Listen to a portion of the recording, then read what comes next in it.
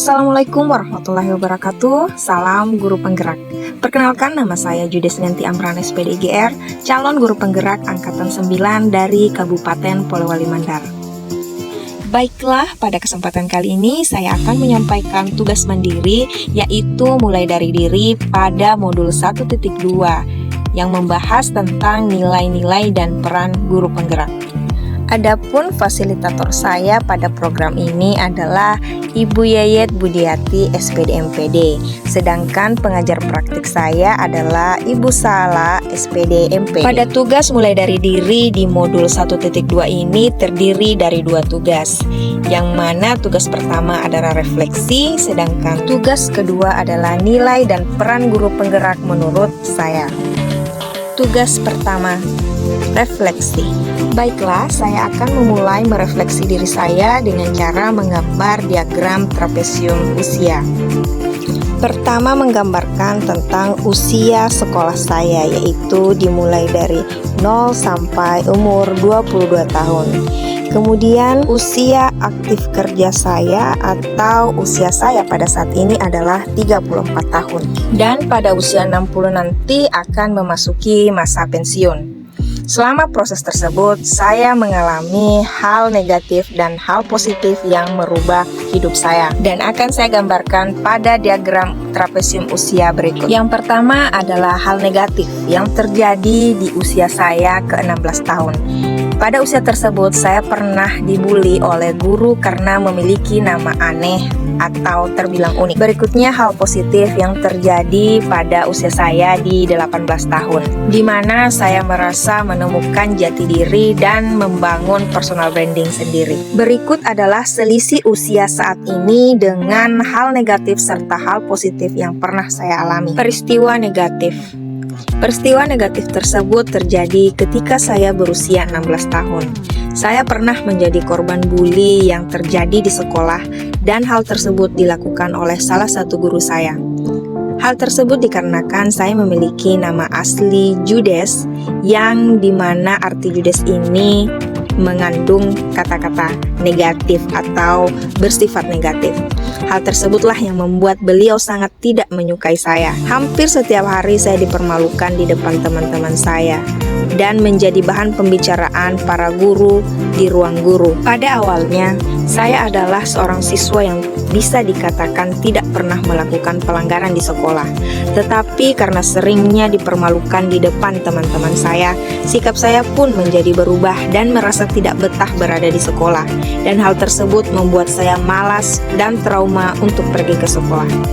Peristiwa positif. Peristiwa positif terjadi di usia 18 tahun. Di usia 18 tahun adalah saat-saat di mana saya keluar dari keterpurukan dan trauma dari pembulian yang saya alami di sekolah. Sebelumnya saya benci dengan nama saya sendiri dan saya tidak memiliki kepercayaan diri sama sekali. Apalagi ketika berkenalan dengan orang yang baru. Karena yang ada di dalam pemikiran saya hanyalah seorang siswa yang nakal, bodoh, dan hanya menjadi sampah masyarakat. Seperti yang selalu dikatakan oleh guru yang membuli saya. Tetapi saya sangat bersyukur ketika bertemu dengan 2 orang yang telah merubah pemikiran saya. Yang pertama adalah senior saya. Beliau berkata bahwa nama saya unik dan memberikan gambaran tentang keunikan dari nama saya. Setelah mendengar penjelasan beliau, saya merasa senang bahkan bangga dengan nama saya sendiri. Dan kepercayaan diri saya pun kembali. Kemudian orang kedua. Orang kedua adalah seorang guru baru yang bertugas di sekolah saya. Karena sering mendengar cerita negatif tentang saya, beliau penasaran dan mencoba mengamati saya. Kebetulan beliau menjadi salah satu guru yang mengajar di kelas saya. Beliau adalah satu-satunya guru yang memiliki pandangan berbeda tentang saya. Beliau pernah berkata bahwa saya bukan siswa yang nakal, bodoh, dan saya bukan sampah masyarakat. Beliau sering memberikan saya motivasi dan dorongan untuk membuktikan bahwa apa yang dikatakan guru lain tentang saya adalah salah. Sejak itu, saya mulai menemukan jati diri saya dan mencoba membangun personal branding untuk menjadi orang yang lebih baik. Pada ujian nasional atau ujian akhir, saya membuktikan bahwa apa yang diceritakan orang lain tentang hal-hal negatif yang berhubungan dengan saya adalah salah, dengan mendapatkan peringkat tertinggi di jurusan saya. Hal tersebut menjadi suatu pencapaian yang luar biasa buat saya dan menjadi pembuktian diri saya.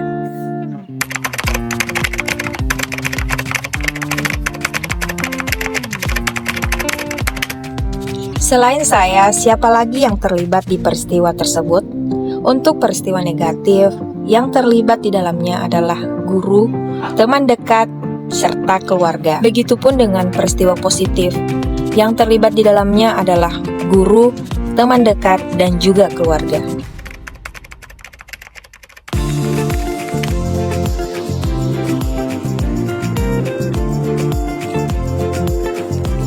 Dampak emosi apa saja yang saya rasakan?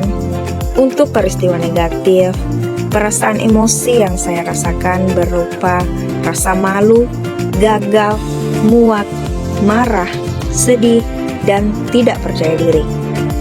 Sedangkan untuk peristiwa positif, saya merasa gembira, optimis, dan percaya diri.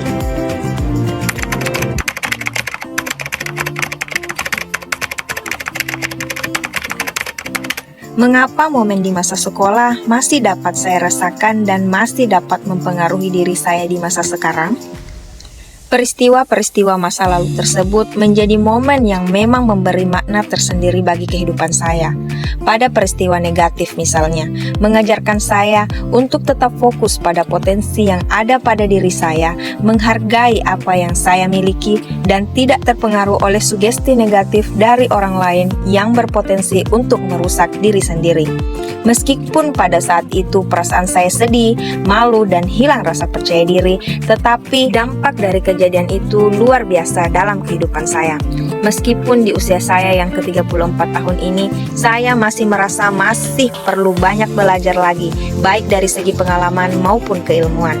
Dan sebagai seorang guru, hal tersebut bisa menjadi pelajaran buat saya agar tidak menjadi guru yang merusak karakter peserta didik dengan lisan, karena saya merasa sendiri dampak dan rasanya seperti apa jika berada di posisi tersebut.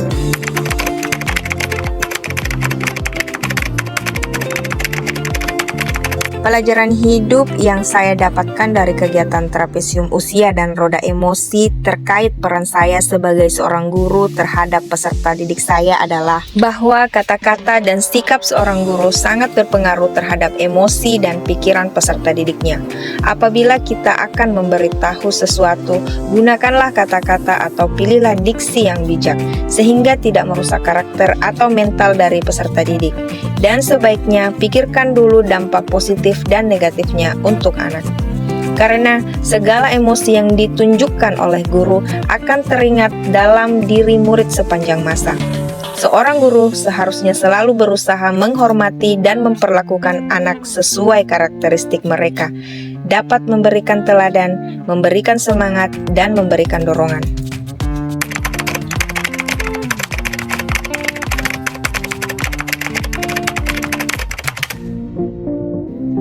Seorang guru diharapkan mampu menjadi teladan, memberikan pengalaman belajar yang menyenangkan sehingga pembelajaran itu bermakna dan peran guru tersebut akan dikenang sepanjang masa oleh muridnya. Tugas 2, nilai dan peran guru penggerak menurut saya. Pada tugas ini ada 2 pertanyaan yang harus dijawab. Yang pertama,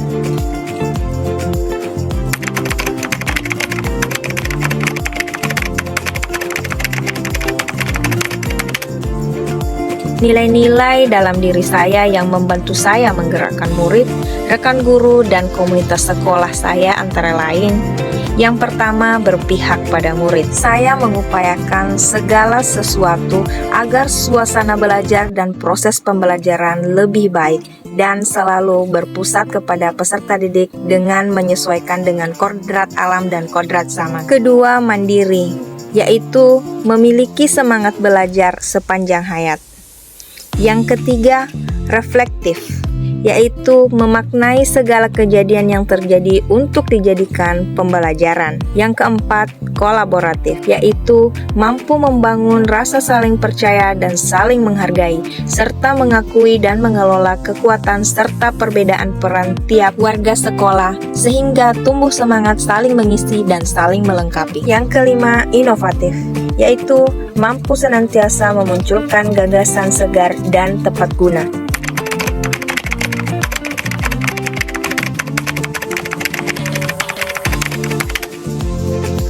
Peran yang selama ini saya mainkan dalam menggerakkan murid, rekan guru, dan komunitas sekolah saya antara lain: yang pertama, menjadi pemimpin pembelajaran.